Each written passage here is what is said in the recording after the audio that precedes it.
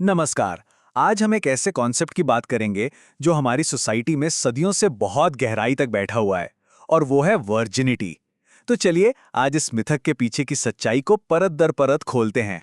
तो यहाँ सबसे बड़ा और सीधा सवाल ये उठता है, क्या वर्जिनिटी को साबित करने का कोई पक्का तरीका, कोई टेस्ट, कुछ भी है? और सच कहूँ तो यही सवाल हमें इस पूरे मुद्दे की जड़ तक ले जाएगा।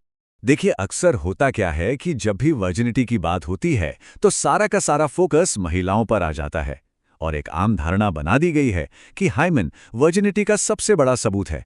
लेकिन क्या ये वाकई सच है? चलिए पता करते हैं। तो ये हाइमेन आखिर है क्या?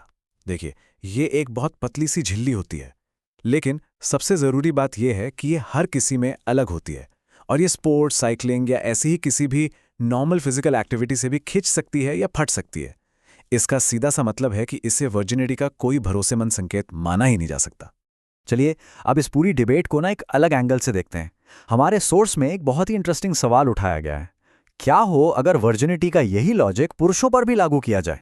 और पता है, जैसे ही हम ये सवाल पूछते हैं ना, वर्जिनिटी टेस्ट के पीछे का जो पूरा खोखला लॉजिक है वो सामने आ जाता है।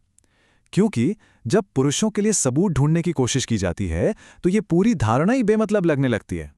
तो पुरुषों के लिए जो तथाकथित सबूत की बात होती है, उसमें पहली चीज जो सोर्स में बताई गई है वो है मनोवैज्ञानिक या बिहेवियर से जुड़े संकेत।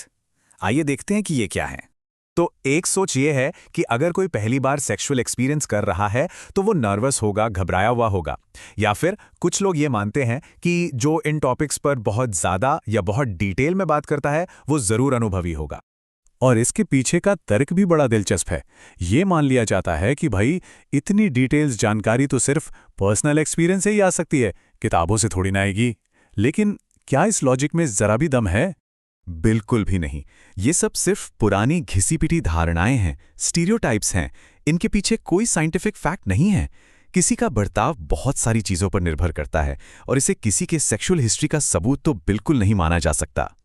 चलिए, तो ये मनोवैज्ञानिक संकेतों वाली बात तो साफ हो गई।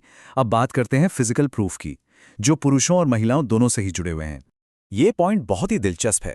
सोर्स के मुताबिक जैसे लड़कियों के लिए हाइमन का मिथक है, ठीक वैसा ही एक मिथक लड़कों के लिए भी है कि उनके पेनिस की त्वचा पर एक पतली झिल्ली वर्जिनिटी का सबूत होती है। आप देख रहे हैं, दोनों में लॉजिक एकदम एक जैसा है। तो यहाँ पर जो सबसे ज़रूरी बात समझने वाली है वो ये है कि ये दोनों ही दावे साइंटिफिकली गलत हैं। चाहे वो लड़कों की झिल्ली हो या लड़कियों का हाइमन, ये दोनों ही खेल कूद, शरीर में होने वाले नेचुरल बदलावों या फिर मैस्टरबेशन जैसी कई वजहों से बदल सकते हैं। मतलब ये वर्जिनिटी का कोई पक्का सबूत हो ही नहीं सकते। तो इन सारे फैक्ट्स और मिथकों को समझने के बाद हम आखिर किस नतीजे पर पहुंचते हैं? इस पूरी बातचीत से हमें क्या सीखना चाहिए?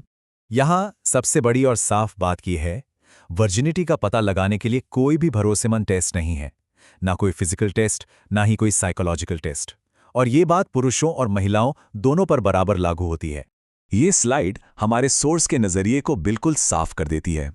वर्जिनिटी के आधार पर किसी को भी जज करना पूरी तरह से गलत है, क्योंकि जैसा कि हमने देखा, इसे साबित करने का कोई तरीका ही नहीं है।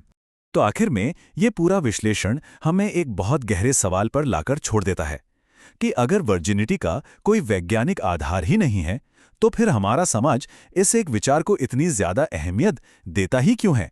इस पर सोचना वाकई बहुत जरूरी है।